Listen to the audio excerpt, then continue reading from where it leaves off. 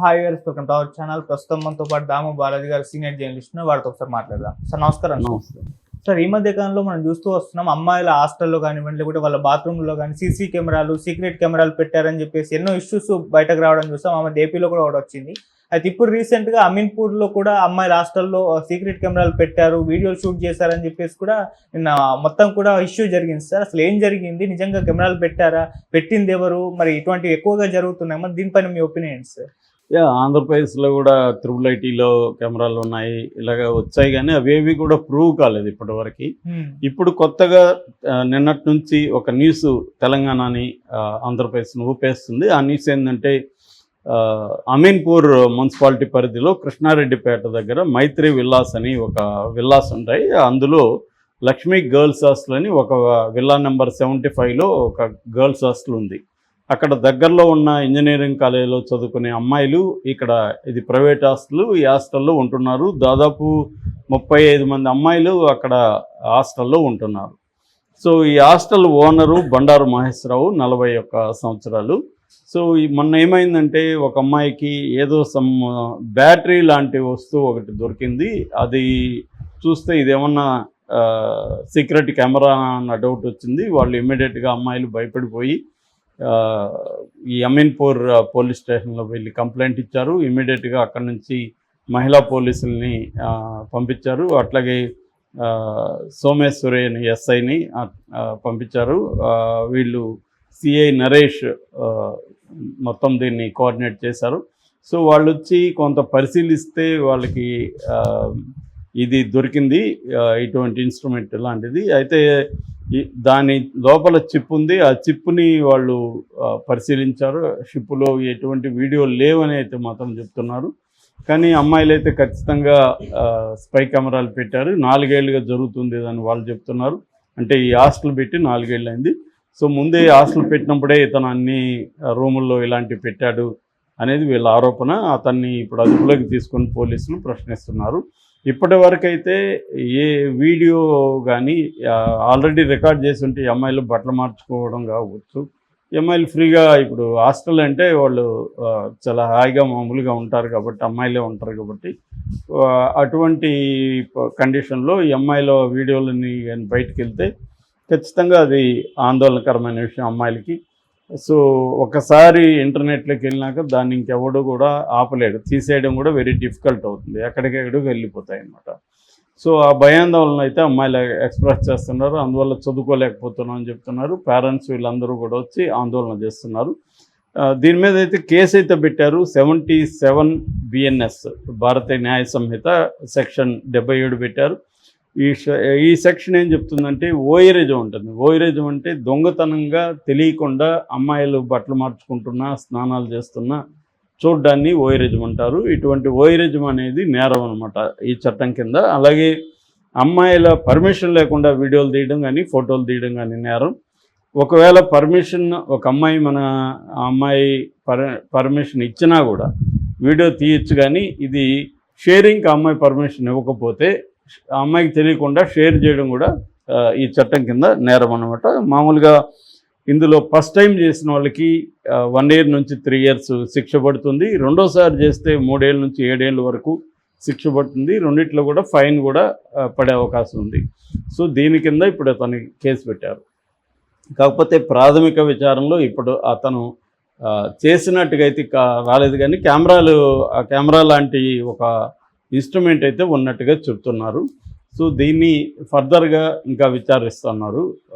అయితే కానీ మనకు తెలియదు. అయితే ఇక్కడ విషయం ఏంటంటే, చాలామందికి వచ్చే డౌట్ ఏంటంటే, ఇప్పుడు అమ్మాయిల ఇవి వీడియోలు లేకపోతే ఫోటోలు, వీటిని వీళ్ళు ఏం చేస్తారు? ఇంత 4 ఏళ్ళుగా తను చేస్తున్నారని చెప్తున్నారు బండారు మహేశ్వరరావు. ఈ బండారు మహేశ్వరరావు 4 ఏళ్ళుగా ఫుటేజ్ని ఏం చేస్తాడు అన్నది చాలామందికి, అంటే అబ్బాయిలు కాబట్టి అమ్మాయిల న్యూడ్ వీడియోస్ లేకపోతే బట్టలు మార్చుకునేవి చూసి వాళ్ళు ఆనందించవచ్చు. That is one thing. Second thing, దీన్ని కమర్షియల్గా కూడా ఇప్పుడు వాడుతున్నారు. ఎందుకంటే కొన్ని ఇప్పుడు మనకి యూట్యూబ్ ఛానల్ ఎలాగా యూట్యూబ్ ఒకటి ప్రొవైడ్ చేస్తుందో, ఎవరైనా ఒక ఛానల్ పెట్టుకోవచ్చు. ఆ ఛానల్లో వ్యూవర్స్ ఎక్కువ ఉండి మానిటైజేషన్ గైడ్లైన్స్ని మీట్ చేసినాక మనకి డబ్బులు కూడా వస్తాయి. అలాగే ఈ పోర్న్ ఛానల్స్ కూడా, ఈ సెక్స్ వీడియో ఛానల్స్ కొన్ని ఉన్నాయి. ఎక్స్ హ్యామ్స్టరు, పోర్న్ హబ్బు ఇలాంటి పాపులర్ ఇవి ఉన్నాయి. వాళ్ళు కూడా ఏం చేస్తారంటే పర్సనల్గా కూడా ఛానల్ దాంట్లో పెట్టుకోవచ్చు. యూట్యూబ్ మోడల్లోనే దాంట్లో కూడా పర్సనల్, ఫర్ ఎగ్జాంపుల్ ఈ బండారు మహేశ్వరరావు అనే ఆయన పర్సనల్గా దాంట్లో ఒక ఛానల్ పెట్టుకొని అందులో ఈ వీడియోలు అప్లోడ్ చేశాడు అనుకో, ఆ వీడియోని ఎక్కువ మంది చూస్తే అతనికి డబ్బులు వస్తాయి అన్నమాట. డబ్బులు అంటే యాడ్లు వస్తాయి కాబట్టి ఆ యాడ్ రెవెన్యూ అనేది అతనికి వస్తుంది. సో ఆ యాడ్ రెవెన్యూలో కొంత ఛానల్కి పోయి కొంత ఇతనికి వస్తుంది. అందుకని ఈ మధ్య కాలంలో ఏమైందంటే, ఇంతకుముందు అంటే వాళ్ళు పర్సనల్ యూజ్కి మాత్రం చూసుకొని ఆనందించే ఒక వ్యవహారం ఉండేది. ఇప్పుడు కమర్షియల్గా కూడా దీన్ని వాళ్ళు చేసుకుంటున్నారు. ఇప్పుడు వాళ్ళు కూడా ఇట్లాగే మన యూట్యూబ్ ఛానల్లో ఇంట్రెస్టింగ్ టైటిల్స్ ఎలాగే పెడతారో దాంట్లో కూడా అలాగే పెట్టి వాళ్ళని అట్రాక్ట్ చేసి ఆ వీడియోలు చూసే విధంగా, అమ్మాయిల హాస్టల్లో అమ్మాయిలు నగ్నంగా ఏం చేస్తున్నారో చూడండి ఆ టైప్లో పెట్టారనుకో, అసలు ఏం జరుగుతుందని క్లిక్ చేస్తారు. అక్కడ నుంచి ఆ వ్యూస్ వస్తే వాడికి డబ్బులు వస్తాయి అనమాట. ఇదొక మామూలు యూట్యూబ్ ఛానల్ కంటే కూడా పోర్న్ దీంట్లో ఎక్కువ డబ్బులు వస్తాయి. సో అందుకని చాలామంది ఈ మధ్య ఏం చేస్తున్నారంటే వాలంటరీగా కూడా అమ్మాయిల అబ్బాయిలే రొమాన్స్ లేకపోతే సెక్స్ చేస్తూ వీడియోలు తీసుకొని వాళ్ళిద్దరు వీడియోలు వాళ్ళిద్దరే పోస్ట్ ఆ ఛానల్లో పెట్టుకుంటారు. ఈ ఛానల్లో 2 రకాలు ఉంటుంది. మళ్ళీ ఒకటేమో చూసేవాడికి ఫ్రీ కొంతవరకు, రెండోదేమో చూసేవాడికి కూడా డబ్బులు కట్టాలి. డబ్బులు కడితే ఇంకొంత క్వాలిటీ అండ్ లెంగ్తీ వీడియోస్ వాడికి అందుబాటులోకి వస్తాయి. అంటే ఇది కూడా యూట్యూబ్ లాగే, యూట్యూబ్లో కూడా మనకి ఫ్రీ ఇది ఉంది, మెంబర్షిప్ ఉంది, అట్లాగే మెంబర్షిప్ కూడా ఉంది కాబట్టి ప్రీమియం అలాగే దాంట్లో కూడా ఉంటుంది అనమాట. అది కాకుండా గూగుల్ యాడ్స్ కూడా వస్తాయి. సో ఈ 2 రకాల రెవెన్యూ ఈ మనం పర్సనల్ ఛానల్లో కూడా వస్తున్నాయి. అందుకని ఈ మధ్య మన దేశంలో కూడా విపరీతంగా ప్రైవేట్ పోర్న్ వీడియోస్, ప్రొఫెషనల్ కాకుండా ప్రైవేట్ వ్యక్తులు పోర్న్ వీడియోస్ తీసుకోవడం, లేకపోతే ఇట్లా రహస్యంగా కెమెరాలు పెట్టి పార్కుల్లో కెమెరాలు పెట్టుకోవడం, పార్కుల్లో అమ్మాయిలు ముద్దులు పెట్టుకోవడం, లేకపోతే రొమాన్స్ చేయడం ఉంటే అవి పెట్టేయడం, ఇలాగా అక్కడక్కడ కెమెరాలు ఎక్కడన్నా ఉండడం, ఈ అమ్మాయిల హాస్టల్లో కెమెరాలు పెట్టుకోవడం, లేకపోతే మన మాల్స్లో బాత్రూంలో, లేకపోతే మాల్స్లో బట్టలు మార్చుకునే దానికి ప్లేసెస్ ఉంటాయి కదా, అక్కడ వీళ్ళు పెట్టుకోవడం, ఇలాగంతా చేస్తున్నారు.